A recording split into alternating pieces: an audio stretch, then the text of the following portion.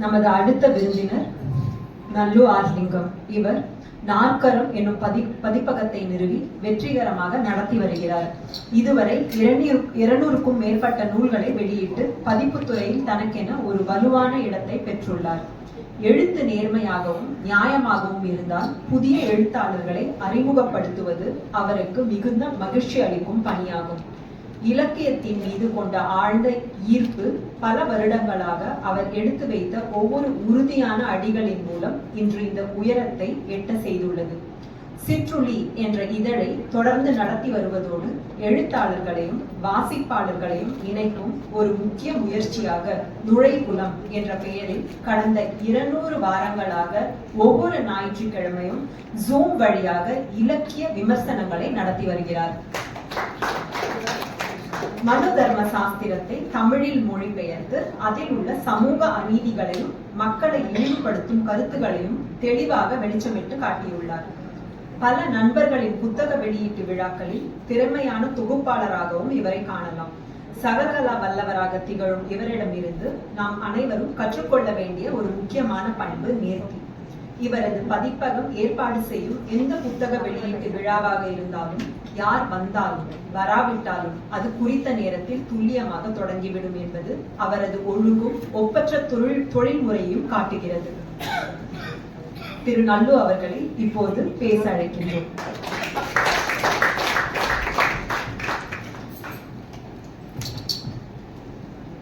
அன்பார்ந்த தோழர்களே, அனைவருக்கும் வணக்கம்.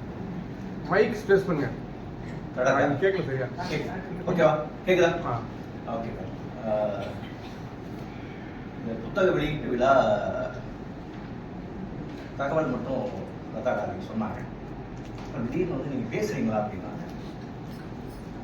ஒரு 5 நாள் அதிகபட்சம் ஒரு வாரத்துக்குள்ள சரி படிச்சுட்டு பேசுங்கன்னு சொல்லி புத்தகம் கொடுத்தாங்க. என்ன சிக்கல்னா முதல்ல தமிழை பேச விட்டாங்க. அடுத்தது தோழர் வந்து இலக்கியமெல்லாம் அவர் தமிழன் வந்து புத்தகத்தை பற்றி ரொம்ப டீட்டெயிலாக பேசிட்டாரு. தோழர் இலக்கியத்தெல்லாம் முடிஞ்சு பேசிட்டாங்க. நான் வந்துட்டு ஒரு மேடை பேச்சாளர் கூட கிடையாது. என்னை கூட நிப்பாட்டிட்டாங்க. நான் என்ன பேசுறேன்னு தெரியல. ஸோ லதா எனக்கு எப்படி அறிமுகமானாங்கன்றதுக்கு ஒரு சின்ன பின்னணி இருக்கு. தமிழனை சொல்லும்போது ரொம்ப பயங்கர ஆச்சரியமா இருக்கு. ஏன் அப்படின்னா அவங்களுடைய விரலை வெளிச்சம் இந்த நூல் வெளியீட்டுக்கு தமிழனை என்னை கூப்பிட்டுருந்தார்.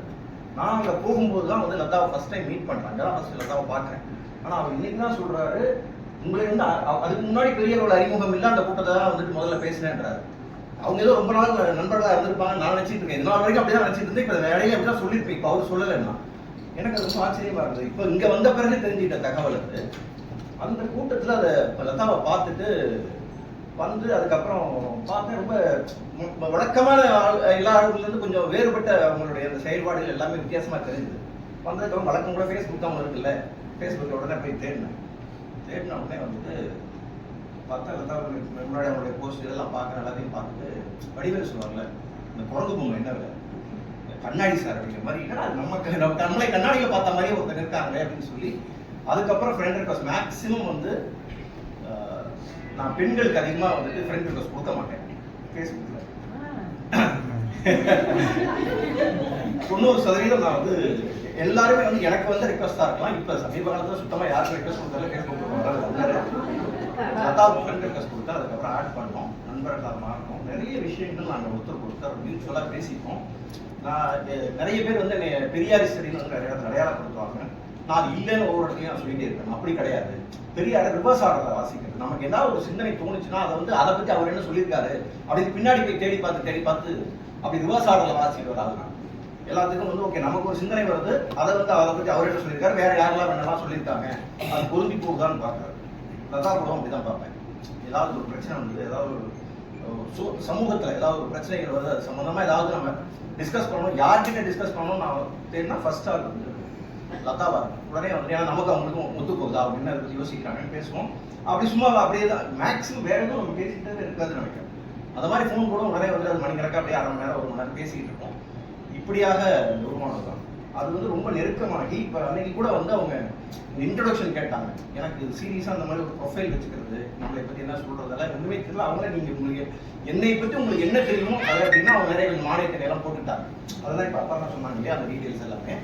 அதை வந்து லதா என் மேல வச்சிருக்க அபிப்பிராயம் நினைக்கிறேன். அவங்க அப்போ சொன்னாங்க, ஒரே ஒரு வார்த்தை சொன்னாங்க, உங்களை பத்தி நான் என்ன சொல்றேன், எனக்கு தெரிஞ்சதெல்லாம் வந்து நீங்க என்னோட டார்லிங் மட்டும் தான் தெரியும். ஆக்சுவலா நான் சொன்னேன் அதுதான் நான், அவ்வளவுதான். நீங்க அதை சொன்னால் அந்த ஒரு வார்த்தை போதுமானது, ஒட்டுமொத்தமா வந்து என்னை பத்தி நீங்க சொன்ன மாதிரி இருக்கும்னு சொல்லுங்க.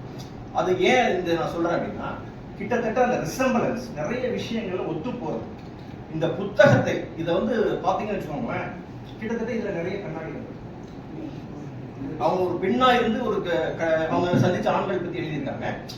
ஆனா எல்லாருக்குமே வந்து வாழ்க்கையில வந்து நம்ம சில விஷயங்களை பேச வரும்போது நமக்கு இது மாதிரியான இந்த தேசமும் நம்ம வாழ்க்கை எப்படி நடந்திருக்கு, இன்னொரு விஷயம் இப்படி நடந்திருக்கு, நம்ம இந்த மாதிரி ஒருத்தவங்களை பார்த்துருக்கேன் அப்படின்லாம் நிறைய தோணிட்டே இருக்கு. கிட்டத்தட்ட இதுல ஒரு 32 பேர் அப்படின்னு சொன்னா ஒரு 10-15 பேர் மாதிரியாவது எனக்கு இது மாதிரியான சம்பவங்கள் நடந்திருக்கு, இது மாதிரியான ஆட்களை பார்த்துருக்கோம் அப்படிங்கிற மாதிரி நிறைய வரும். ஸோ வந்துட்டு அந்த மாதிரி வந்து நான் பெருசாக வந்து கொண்டு வரேன். சும்மா வந்து எதுவும் மறந்துடக்கூடாதுன்னு சொல்லி ஒரு சின்னதாக நோட் பண்ணி வச்சிருந்தது. சும்மா கொஞ்சம் இல்லை, நீங்க பிரிண்ட் அவுட் தான் எடுத்து வந்துருக்கீங்க. நான் சும்மா வந்து ஒரு பிட் நோட்டீஸ் மாதிரி ஒரு கொஞ்சமா எடுத்துட்டு அவசரத்துக்கு ஒரு பேப்பர் வச்சு எழுதிட்டு வந்தேன். என்னன்னா வந்து என்னென்ன விஷயங்களே நான் வந்து இதை வந்து முக்கியமா வந்து சொல்லணும், இந்த புத்தகம் என்னை எப்படி இன்ஸ்பயர் பண்ணிச்சு அப்படிங்கிறத சொல்லணுங்கிறதுக்காக சில விஷயங்கள் எடுத்ததுதான். முக்கியமா வந்து அண்ணன் ஏற்கனவே சொல்லிட்டாரு, இவங்களே வந்து ஊதாவுக்கு வந்து விளக்கம் சொல்லிட்டாங்க, இவங்களே கோப்பைக்கு விளக்கம் சொல்லிட்டாங்க. அதை வந்து எப்படி இது நீங்களே சொல்லிட்டாருங்கிறத அண்ணன் சொல்லிட்டாரு. இப்ப நான் என்ன சொல்றது, நான் ஏதாவது ஒரு சொல்லி தான். ஸோ இது எதையுமே சொல்ல முடியாது. அடுத்ததா ஒரு முக்கியமான விஷயம், ஒரு பதிப்பாளரா நான் வந்து முதல்ல நரனுடைய ஒரு புத்தகத்தை வந்து புக் ஃபேர், இந்த புக் ஃபேர்ல உட்காந்துருக்கும் போது பக்கத்து ஸ்டால்ல வச்சிருந்தாங்க. எடுத்து நான் என்ன பண்ணேன், கேஷ் கவுண்டர்ல உட்காந்து இந்த ஸ்டால்ல கூப்பிட்டு வார்த்தையை படிச்சிருக்கேன். அப்படி படிக்கும் போது வந்து அந்த புத்தகத்தை வந்து எடிட் பண்ணவங்க, பிரதிரத்தம் பார்த்தவங்க, டிசைன் பண்ணவங்க எல்லாருடைய இதுக்கும் போட்டோவோட போட்டு சின்ன குறிப்பு கொடுத்துருந்தாங்க நரன். அவங்க ஸ்டாலுக்கு வந்து சிவாஜி தான் போனாங்க நினைக்கிறேன். தம்பி அவர் நரன் ஃப்ரீயா இருந்தாருன்னா வர சொல்றாங்க. வர சொல்லி நரனை பாராட்டினேன். இது வந்து ரொம்ப ஒரு முக்கியமான அப்ரிஷியேட் பண்ண வேண்டிய விஷயம். இந்த புக்ல வந்து இந்த ஊதா கோப்பை விளக்கத்துக்கு அடுத்தது திருப்பினேன், சந்துருடைய போட்டோ இருந்தது. உண்மையிலேயே அந்த இடத்துல பதிப்பாளராகவும் சரி, நண்பனாகவும் சரி, ரொம்ப ரொம்ப ரொம்ப சந்தோஷப்பட்டது எந்த இடம்னா அந்த இடத்துல தான் போட்டோவோட போட்டு சந்துருவை பத்தின ஒரு விவரம் இருந்தது. அப்புறம் இன்னும் வந்து கடைசியா வந்து வாசிக்கும்போது அது வந்து சந்துருவை பத்தின ஒரு ப்ரொஃபஷனல் அறிமுகம் மட்டும்தான் இருந்தது. போக போக போக உள்ள போக போக ஒரு கியூரியாசிட்டி, அண்ணன் யாரை பத்தி எனக்கு எந்த கியூரியாசிட்டி இல்லை, எனக்கு ஒரே ஒரு கியூரியாசிட்டி இருந்தது, சந்தூர்ல இருக்கானா இல்லையாங்கிறது. அந்த கியூரியாசிட்டி கடைசி வரைக்கும் இருந்தது. நான் நினைச்சேன் கடைசியா இருப்பாங்கன்னு ஒரு 2 தேதிக்கு முன்னாடி வந்துட்டாங்க. மேபி வந்து அவங்கள்ட்ட சொன்ன 30 நினைக்கிறேன். அதுக்கு பிறகு 2 பேர் நீங்க சேர்த்து இருக்கலாம், என்னோட அசம்ஷன். சோ ஏன் அதை நான் சொல்றேன் அப்படின்னா, சந்துருவை நான் முதல்ல பார்த்தேன், அதே அவங்க சொன்ன 3ஆம் சந்துருவை தான் பார்த்தேன். இப்ப வரைக்கும் வந்து எங்களுக்குள்ள பெரிய அண்டர்ஸ்டாண்டிங் இல்லைனா கூட ஒரு எனக்கு ஏதோ ஒரு பெரிய பாண்டிங் இருக்கிற மாதிரி வந்து சந்துரு கூட எனக்கு ஃபீல்.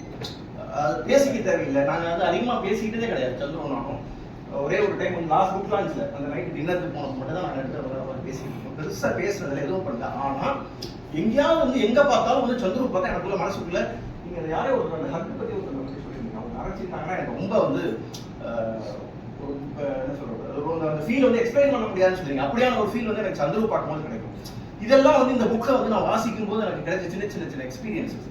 இது மாதிரி வந்து அடுத்தது வந்து பாத்தீங்கன்னா ராமு பத்தி சொல்லியிருந்தாங்க. ஃபர்ஸ்ட் ராமு இல்லையா, எனக்கு வந்து ஸ்கூல்ல பிரைமரி ஸ்கூல்ல கார்த்தின்னு ஒரு ஃப்ரெண்ட் இருந்தான். இப்படிதான் வந்து நம்ம கனெக்ட் பண்ணிக்கணும். இந்த ஏதாவது நம்ம வாசிக்கும் போது திரும்ப திரும்ப வந்து இவங்க போய் பார்த்தோம். அதே போல அண்ணா வந்து அவங்களுடைய மெமரி பவர் பத்தி சொல்லியிருந்தாங்க.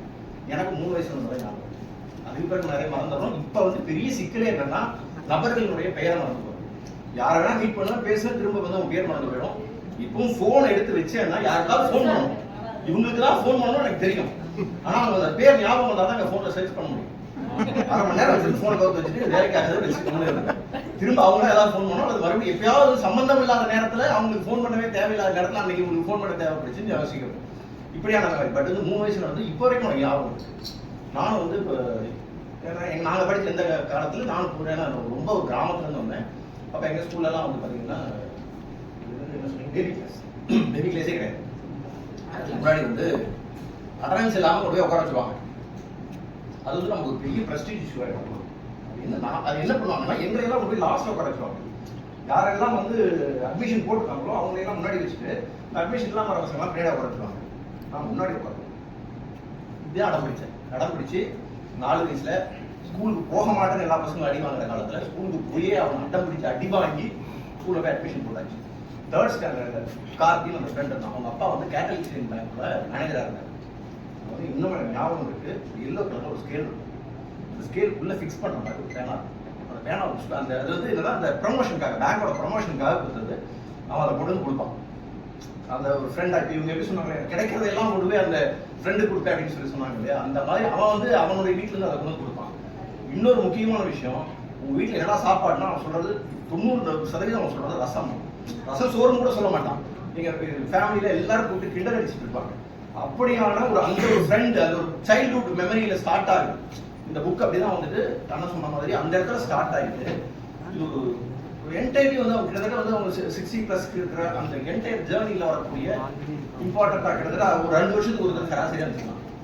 ஒரு நபர் வந்து நீங்க 30-60 வருஷத்துல 30 பேரை பற்றி இதை மென்ஷன் பண்ணியிருக்காங்க. பட் இன்னும் நான் வந்து இவங்க அதையும் நிறைய ஊர்ல இவங்களே சொல்லிட்டாங்க, இது செகண்ட் வேல்யூ வரதுக்கான சான்சஸ் இருக்கு. நம்ம என்னதான் பேசுறதுன்னு தெரியல, எல்லாத்தையும் வந்து இவங்களே சொல்லிட்டு நீங்க வந்து பேசுங்கன்றாங்க வேற. இந்த இடத்துல அடுத்ததா வந்து அகிலன் செய்தி அண்ணன் ரொம்ப டீட்டெயிலா சொல்லிட்டாரு, பிரசாந்த் விஷயத்தையும் டீட்டெயிலா சொல்லிட்டாரு. ஸோ சொல்றதுக்கு என்னதான் இருக்கு அப்படின்னு நாம யோசிக்கணும். இது ஒவ்வொன்றா சொல்லும் போது இதெல்லாம் என்னை கடைசியா பேச விட்டு நம்ம அங்க டிக்கெட்ஸே வரணும், ரைட் இது அவுட்டு வேற இதை பத்தி பேசிட்டே இருக்கல. அடுத்த கனெக்ட் பண்றது டாக்டர் விட்டுருவோம், டாக்டர் பிரச்சனைகள்லாம் விட்டுருவோம். ஃப்ரெண்ட் ஒருத்தர் தான் இதே போல எப்படி இவங்க வந்து ஏராளமான பேரை கொண்டு போய் ஹாஸ்பிட்டல் அட்மிட் பண்ணாங்க. என் ஃப்ரெண்ட் ஒருத்தன் ஒரு ஹாஸ்பிட்டல் ஒர்க் பண்ணிட்டு ஒரு லேப் டெக்னீஷியன் பொண்ணை லவ் பண்ணோம். 2 பேரும் ஒரே பஸ்ல வெளியே அங்கிருந்து நாங்க பேச்சியர்ல இருந்து சேலம் வரணும். அந்த பொண்ணு அவங்க வந்து அவங்க மேட்டர்ல இருந்தே வரும், சேலம் போய் இறங்கும். அந்த பொண்ணு ஹாஸ்பிட்டலுக்கு போயிடும். நான் இவன் வந்து தனியாக வந்து ஆஃபீஸ் போயிடலாம், இவன் ஆஃபீஸ் போயிடலாம். பட் ரொம்ப லவ் பண்ணிட்டு இருந்தான். என்ன குடும்பம்னா 2 பேரும் பேசிட்டு நான் பார்த்தது இல்லை. திடீர்னு வந்து ஒரு நாள் ரோட கிராஸ் பண்றப்ப ஒரு பைக் வந்து அடிச்சு அவன் காலில் வந்து மல்டிபிள் ஃப்ராக்சர். அந்த ஹாஸ்பிட்டல் அவன் அடிபட்ட இடத்துக்கு ரொம்ப நியர்பையா 1 கிலோமீட்டர்ல முக்கியமான ஒரு ஹாஸ்பிட்டல் இருக்கு. நான் ஆனால் வந்து அப்போ வந்து செல்போன்லாம் இல்லை, லேண்ட்லைன் ஃபோன் காலம். நான் ஊர்ல இருக்க எனக்கு ஃபோன் வந்து இதெல்லாம் வந்து பசங்க கூட இருந்த ஃப்ரெண்ட்ஸ் எனக்கு சொன்னது. இவன் என்ன பண்றான், கால் அடிபட்டு உடஞ்சி தொங்குது, தூக்க முடியாது, நிக்க முடியாது. இவன் கதற ஆட்டோவில் ஏற்றி கூட்டு போனான்னா என்னை அந்த ஹாஸ்பிட்டல் தான் கூட்டு போனது. கிட்டத்தட்ட 4 கிலோமீட்டர் அந்த பக்கம். என்னை அந்த ஹாஸ்பிட்டல் தான் கொண்டு போய் அட்மிட் ஆகணும்னு போய் அட்மிட் ஆகிடும். எனக்கு இங்கேருந்து ஃபோன் வந்து நான் ஃபோனை சரி ஓகே பார்த்துட்டு அங்கே போனேன். அங்கேருந்து ஏன்டா இங்கே கொண்டு வந்தீங்க, அதான் பக்கத்துலேயே அங்கேயே ஹாஸ்பிட்டல் இருக்குது. இத்தனைக்கும் அது பக்கத்துலேயே ஆர்த்தோ ஹாஸ்பிட்டலே இருக்குது. இது மல்டி ஸ்பெஷாலிட்டி ஹாஸ்பிட்டல், இங்கே தான் போகணும்னு வந்துட்டான். ஏன்டானா இவன் தான் அடம் படித்தாங்க. அப்போ வந்து டாக்டர் வந்து இன்ஜெக்ஷன்லாம் போட்டு சர்ஜரி பண்ணணும், நைட்டு சர்ஜரி எல்லாம் ஃபிக்ஸ் பண்ணிட்டாங்க. படத்துக்கு அவங்க ஃபேமிலியெல்லாம் வெளியில் இருக்குது, ஃப்ரெண்ட்ஸு இங்கே காலை தான் அடிக்கிறது, காலை தான் வெளியே போட்டு இன்ஜெக்ஷன் போட்டாங்க. பெயின்லாம் அசிப்படாக இருக்காங்க, ரைட் ஓகே. மூஞ்சியில கண்ணத்துல எல்லாம் அடி. அங்கிருந்து வந்தா நீ லவ் படுத்து இங்க வந்து படுத்துட்டு இருக்கியா, அங்கேயே பக்கத்துல ஆர்த்தோ ஹாஸ்பிட்டல் இருக்கு.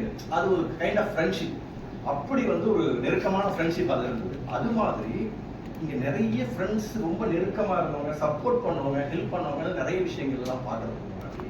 கம்பெனியில வேலை பார்க்குற இடத்துல எப்படியான மனிதர்கள் சீரியஸா அப்படின்னா இப்ப இருப்பாங்க. ஏன்னா ஒவ்வொரு கம்பெனியும் இருக்கிற ஹெச்ஆர் பத்தி என்ன நல்லா நான் எங்கேயும் வேலை பார்க்கணும், எனக்கு அந்த துயரம் எங்கேயுமே நேரில். சீரியஸலி சொல்றேன், எனக்கு என்னுடைய கேரக்டருக்கு இங்கே வேலை பார்க்கறது ரொம்ப கஷ்டம். ஆனால் அந்த ஹெச்ஆர்களை பற்றி ஒருத்தர் வந்து சொல்லும்போது எங்கள் வீட்டில் வேலை பார்க்குறாங்க.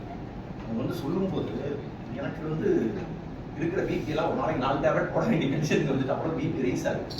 இது என்னன்னா ஏன் இதை வந்து நம்ம ஹியூமன் சைக்காலஜி எப்படி மாறிடுச்சுன்னா மற்றவங்களுக்கு ஹெல்ப்ஃபுல்லாக இருக்கணுங்கிறத தாண்டி நாம் எப்படியாவது முன்னாடி இருக்கணும், மற்றவங்கள டாப்பாக காட்டிக்கணும், அந்த டாமினேட்டிங் நேச்சரை வந்து நம்ம எக்ஸ்போஸ் பண்ணணும். அப்போதான் வந்துட்டு இதாகிற மாதிரியான ஒரு மைண்ட் செட்டுக்கு கிட்டத்தட்ட நிறைய பேர் வந்திருக்கும், நிறைய பேர் வந்திருக்காங்கன்னு வச்சுக்கலாம், வந்திருக்கோம்னு வச்சுக்கலாம், அது எப்படி வேணா இருக்கும். அந்த இடத்துல வந்து பார்த்தோம்னா ஏன் இப்படி இருக்காங்க. பட் வந்து லதா சந்திச்ச அந்த கம்பெனி எம்டிஸ் சேர்மன் உண்மையிலேயே வந்து அதெல்லாம் படிக்கும்போது கொஞ்சம் நேரம் நிறுத்திட்டு அந்த மனுஷங்களை வச்சு சந்தோஷப்படுறேன். சீரியஸ்லி அந்த சேர்மன் அந்த கோபிநாத் சர்ஜரிக்கு பணம் கொடுத்தோம். சீரியஸ்லி 4000 ரூபாய்க்கு சர்ஜரி நடந்தப்போ நான் ஒரு 5 நிமிஷம் புக் எடுத்து வச்சுருக்கேன். 4000 ரூபாய்க்கு சர்ஜரி இன்னைக்கு வந்துட்டு அந்த சர்ஜரிக்கு வந்து நடக்கிறதா இருந்தால் எனக்கு எவ்வளோ ஆகும், எத்தனை லட்சம் உங்களுக்கு செலவாகும், எத்தனை காலம் அவங்க அழகி விடுவாங்க. சீரியஸ்லி லதா சொல்லும்போது தான் எனக்கு ஞாபகம். என்னுடைய ஃபர்ஸ்ட் சம்பளம் 10 ரூபா, 20 நாள் வேலை செஞ்சு 10 ரூபா சம்பளம் வாங்க. அதுக்கப்புறம் 300 மாசம் 300 சம்பளத்துக்கு வேலை பார்த்தேன். இப்படிதான் நான் டிராவல் பண்ணேன். அன்னைக்கு வந்து கிட்டத்தட்ட 1500 சம்பளம் வாங்கினா என்டையர் ஃபேமிலி மேனேஜ் பண்ணுறதுக்கு போதுமா இருந்தது. அன்னைக்கு மேனேஜ் ஆகல, பட் அம்மா அப்பாலாம் இருந்தாங்க, அவங்களோட சேர்த்து வச்சு மேனேஜ் பண்ணுறதுக்கு 1000 ரூபா 1500 தான் போதுமானதாக இருந்தது. இன்னைக்கு எவ்வளவு வந்தாலும் பத்த மாட்டேங்குது, காணாமலே போயிட்டே இருக்கு எவ்வளவு பணம் வந்தாலும். இந்த இடத்துல பார்க்கும்போது அப்படியான மனிதர்கள் அவங்க வந்து சம்பந்தமே இல்லை, அவர்கிட்ட பேசுறதே கிடையாது. ஆனா அவர்கிட்ட போய் ஒரு ஆப்ளிகேஷன் சொன்ன உடனே வந்து அதை ரியலைஸ் பண்ணிட்டு அவங்களோட லைஃப்ல என்ன இஷ்யூ இருக்கு அப்படிங்கிறத ரியலைஸ் பண்ணிட்டு அவங்களுக்கு தேவையான ஹெல்ப் அந்த இடத்துல பண்றதுக்கு நிற்கிறாங்க. அதே போலதான் வந்துட்டு அவர் பேர் என்னது பேனர்ஜி, அதெல்லாம் வந்து அந்த மாதிரியான மனிதர்கள். அப்படி வந்து ஒரு கம்பெனில அட்மினிஸ்ட்ரேஷன் இருக்கும், சொல்லி கொடுத்து உங்களுக்கு டெவலப் பண்ண வைக்கணும். என்ன இருக்கு அவங்களுக்கு? நான் மேல இருக்கேன், நீ கீழே இருக்கும், டெவலப் பண்ணா அதெல்லாம் போயிட்டே இருக்கு. பட் அன்னைக்கு இருந்த மனிதர்கள் உண்மையிலேயே இந்த மாதிரி பல நேரங்கள்ல அடுத்தவங்கள முன்னேற்றத்துக்கு அவங்களை மேல கொண்டு வரதுக்காக நிறைய பண்ணிருக்காங்க. நம்ம ஸ்கூல்ல இருக்க டீச்சர்ஸ் வரைக்கும் அதை நம்ம ஸ்கூல்ல அப்ப இருந்த டீச்சர்ஸ்லாம் அவ்வளவு டெடிகேட்டிவா எப்படியாவது இந்த பசங்க படிக்கிறாங்க பொண்ணுங்கெல்லாம் கொண்டு வந்தாங்க. நிறைய அதை பார்க்குறோம். இன்னைக்கும் மனிதர்கள் இருக்காங்க, இல்லாமதான் இல்லை. ஏன்னா அதனாலதான் இந்த புத்தகம் வந்து அப்டேட்டடா இன்னைக்கு வரைக்குமான மனிதர்கள் வரைக்கும் பேசிருக்கு. ஸோ வந்து அது ஏதோ அன்னைக்கு இருந்த மனிதர்கள்லாம் நல்லவங்க, இன்னைக்கு இருக்கிறவங்களாம் யாருமே நல்லவங்க இல்லை அப்படிங்கிற மாதிரிலாம் கிடையாது. பட் அந்த டிஃபரன்ஸ் நம்ம எப்படியெல்லாம் டிராவல் பண்றோம். அப்புறம் அந்த ஒரு ஸ்டேட்மெண்ட் ஒன்று நோட் பண்ணி வச்சேன். ராம் சொல்லுது, ஐ கேரி யூ வேற வரைக்கும். இது வந்து சும்மா பார்க்கறது கிரிஞ்சான ஒரு டைலாக் மாதிரி தெரியலாம் நிறைய பேருக்கு. பட் அந்த டைலாக்ல இருக்கக்கூடிய அந்த ஒரு நேர்மை, ஒரு உண்மை, எங்க போனாலும் வந்து என் கூட நீ இருக்க, அது மூலமா வர அந்த பலம், அவங்களுக்கு வந்து கிடைக்கக்கூடிய அந்த ஆத்ம பலம், அது இவங்களுக்கு வந்து அதை தெரிஞ்சுக்கும் போது கிடைக்கக்கூடிய விஷயம்ல உண்மையிலேயே வந்து இந்த மாதிரியான மனிதர்கள் ரசிக்கத்தக்கவர்களா இருக்காங்க. சின்ன சின்ன விஷயங்கள்ல பிரசாந்த் வந்து அந்த பிரசாந்தோட பிரிவு குறித்து அவங்க எடுக்கிற அந்த முடிவு, அதுக்கு வந்து 2-3 இடைச்சல்கள் கொடுத்துருக்காங்க. இதுல வந்து மனிதர்கள் 32 பேர் தான், 3 இடைச்சல்கள் இருக்கு. அந்த 3 இடைச்சல்களை இவங்க தண்ணீரை விளக்கம் கொடுக்குறாங்க. அதுவும் வந்து நம்ம ஏதாவது சொல்லாம ஒரு தப்பு சொல்லாமன்னு பார்த்தா அதுவும் அவங்களே விளக்கம் தெரிஞ்சுக்கிறாங்க. ஸோ எதுவுமே வந்து நீங்க பேசிட முடியாது அப்படிங்கிறதையும் அவங்களே முடிவு பண்ணிட்டாங்க. அடுத்தது அந்த அதே சேம் டாக்டர் ஆக்சுவலி என்னன்னா, பண விஷயத்துல நீங்க ஒருத்தங்கிட்ட ரொம்ப நம்பிக்கை வச்சிருந்து பண விஷயத்துல ஏமாந்தீங்கன்னு வச்சுக்கோங்களேன், எந்த விஷயத்துல இப்ப லவ் ஃபெயிலியர் கூட பிரச்சனை இல்லை, அக்செப்ட் பண்ணிக்கலாம். சீரியஸ்லி சொல்றேன், பண விஷயத்துல ஏமாந்தாங்க அப்படின்னா அது நமக்கு உண்மையே ரொம்ப எம்பாரசிங்கா இருக்கு. நீங்க மற்றது வந்து நீங்க லவ் ஃபெயிலியர் நீங்க பேசி தீர்த்துக்கலாம், ஏதாவது பண்ணிக்கலாம். பட் இது ஏன் அப்படின்னா அது உங்க 2 பேரோட போயிடும். இந்த எக்கனாமிக்கலி நீங்க வந்து ஒரு விஷயத்துல ஏதாவது ஒருத்தங்க ஏமாத்துறாங்க அப்படின்ற இடத்துல நம்மளை சுத்தி இருக்கிற எல்லாரையும் சேர்த்து பாருங்க. ஒரு இடத்துல ஒரு பணம் ஒரு கமிட்மெண்ட் வச்சிருக்கோம், அந்த கமிட்மெண்ட் வந்து அவங்க பணம் தரல, அப்ப அது வந்து எனக்கு மட்டும் பாதிக்கிறது. ஏன்னா வாங்கி அந்த பணத்தை பேசி போறது, நான் இன்னொருத்தர் கொடுக்கணும், அவங்கள பாருங்க, இன்னொருத்தவங்க பாருங்க, ஒரு செயின். ஸோ உண்மையிலேயே பணத்தை வந்து ஏமாத்துறது என்னோட பார்வையில ஏன் அப்படின்னா, ஒரு 10 வருஷத்துக்கு முன்னாடி ஒரு பெரிய தொகையை வந்து நானா இழக்கல, அது வேற காரணத்தால அந்த கம்பெனி வந்து நஷ்டத்துக்கு போனதால ஒரு பெரிய தொகை வந்து எனக்கு வராம போச்சு. அதில் வந்து ஒரு கிட்டத்தட்ட ஒரு 40 லட்சம் ரூபாய் கடன் வரும். நான் கடன் வாங்கி போட்ட தொகை, நான் யாருக்காவது இப்போ கம்பெனி திவாலாயிடுச்சுன்றதுனால நான் யாருக்கும் கொடுக்காம இருந்தவே முடியாது. ஏன்னா எனக்கு பணம் கொடுத்தவங்க என்னை நம்பி தான் கொடுத்தோம் அந்த கம்பெனி. ஸோ கிட்டத்தட்ட ஒரு 10 வருஷம் என்னோட என்டையர் ஃபேமிலி நீ பார்த்துக்கோ, இதை நான் பார்த்துக்கிறேன்னு சொல்லி ஒரு 10 வருஷம் என்டையர் உழைப்பையும் போட்டு வந்த பணத்தை பூரா வச்சு கட்டி முடிச்சு ஒரு லாஸ்ட் இயர்ல ஒரு நாள் போஸ்ட் எழுதி தான் வந்து எல்லா இஎம்ஐ கர்மங்களுக்கு ஃப்ரீயா இருக்கேன். அப்போ ஒரு பெரிய நிறைவு கிடைக்கும். நீங்க அது வரைக்கும் வந்து நமக்கு ஒவ்வொரு நிமிஷமும் யார்கிட்டையும் நம்ம வந்து பண விஷயத்துல ஏன்னா ரொம்பவே நான் காஷியஸா இருக்கிற ஒரு விஷயம் வந்து பணம். நீங்க யாரை வேணாலும் எதை வேணாலும் சொல்லி எப்படி வேணாலும் நீங்க பேசிடலாம். பண விஷயத்துல உங்களை வந்து நேர்மையற்றவர்கள் ஒருத்தவங்க சொல்லும்போது அது ரொம்ப பெயின்ஃபுல்லான ஒன்றா நான் ஃபீல் பண்ணுறேன். ஏன் அப்படின்னா நான் சொன்ன அது வந்து அவங்க குடும்பத்தை பாதிக்கலாம், அவங்க சார்ந்து இருக்க வேற எதையாவது பாதிக்கலாம், தொழிலை பாதிக்கலாம், நிறைய விஷயங்கள்லாம் நான் இதை அனுபவப்படுறேன். அப்படிங்கிறப்ப அந்த பண விஷயத்தையும் ரொம்ப ஜென்யூனா அதான் வந்து சில இடங்களில் எழுதியிருப்பாங்க, ஒரு 5000 10,000 அப்பப்போ வாங்குவேன் திருப்பி கொடுத்துருவேன். இதெல்லாம் வந்து சின்ன சின்ன விஷயங்கள். நீங்க நேர்மையை வந்து எப்படி சம்பாதிக்கணும்னா கொஞ்சம் கொஞ்சமாக சம்பாதிக்கணும். ஒரே லம்பா வந்து இனிமே கிடைக்காது நேர்மை. ஆனா மொத்தத்தையும் காலி பண்றது பார்த்தீங்கன்னா ஒரே ஒரு செகண்ட் ஃபிராக்ஷன் ஆஃப் செகண்ட்ல மொத்தம் காலியாகும். ஸோ அந்த மாதிரியான இடங்கள் எல்லாம் வந்து இவங்க இவ்வளவு வருஷத்துல கடந்து இதெல்லாம் வந்துட்டு ஒரு ஆனா இந்த ஸ்டேஜில் இருந்து நான் பேசிட்டு இருக்கிறது வந்து என்டையர்லி டிஃப்ரெண்ட். அவங்களுடைய என்னை விட ஒரு 10 வருஷம் சீனியர். அவங்க இருந்த காலகட்டத்தில் அந்த ஃபேமிலி இருந்த ஸ்ட்ரக்சர் அதெல்லாம் இருந்த விஷயத்துல இத்தனையும் தாண்டி லதா வந்து இங்கே நிற்கிறதுங்கிறது it's not a simple thing அப்படின்னு தான் நான் இதை வந்து எடுத்துக்கிறேன்.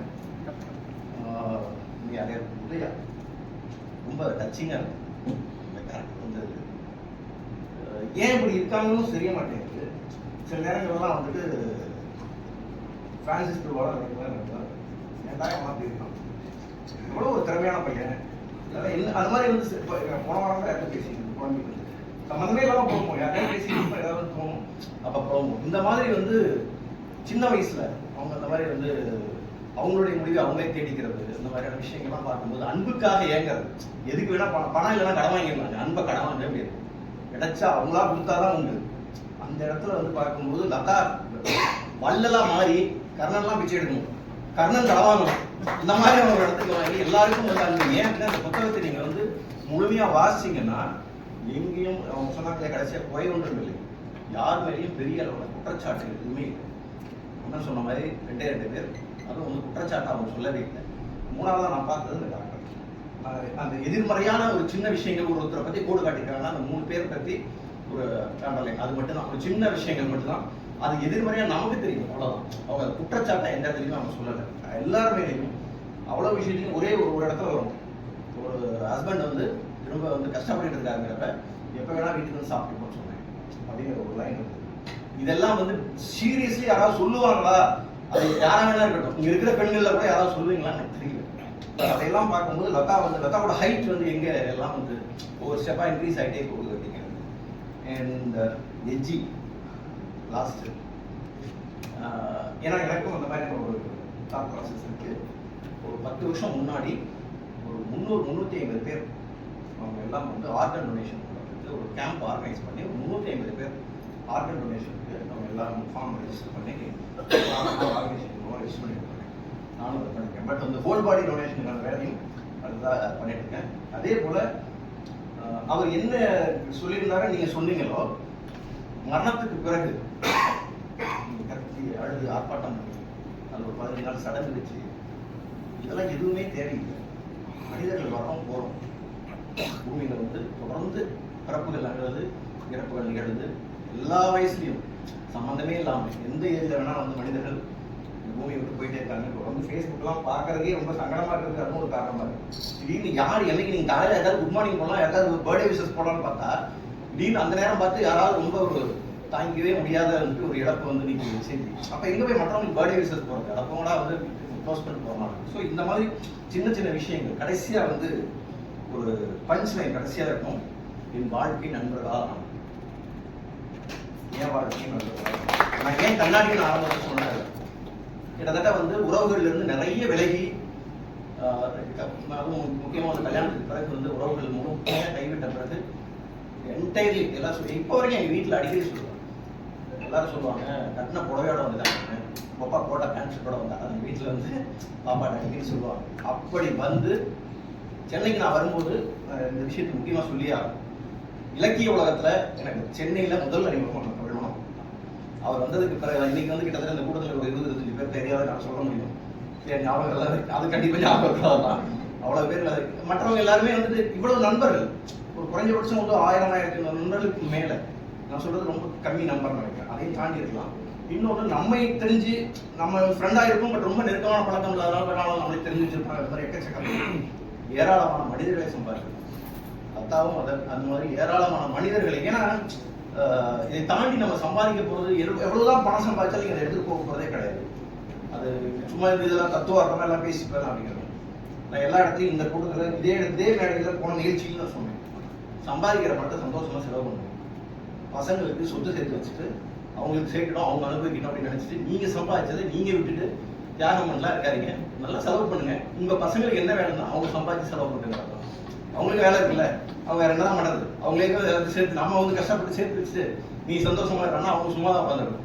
ஆனால் சந்தோஷமா நல்லா சம்பாதிச்ச பணத்தை செலவு பண்ணுங்க, என்ஜாய் பண்ணுங்க. மனிதர்களை சம்பாதிக்கிறது மட்டும்தான் நிலைக்கும். அத்தகைய மனிதர்களை சம்பாதிக்கக்கூடிய லதா என்னோட டார்லிங். இதே போல இன்னும் நிறைய வரும். இன்னும் வந்து ஏன்னா இதுல முழுக்க ஆண்களை பற்றி தான் எழுதிட்டாங்க. ஆண்களுக்கு மட்டும் பிரியமானவர்கள் லதா. லதா வந்து அனைவருக்கும் பிரியமானவர், அனைவருக்கும் சொந்தமானவர் அப்படிங்கிற சொல்லி இந்த வாய்ப்புக்கு நன்றி விரும்புகிறேன்.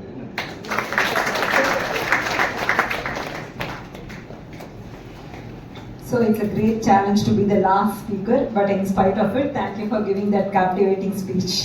Nallu Ahalingam. Shall we give a big round of applause for that challenge? So.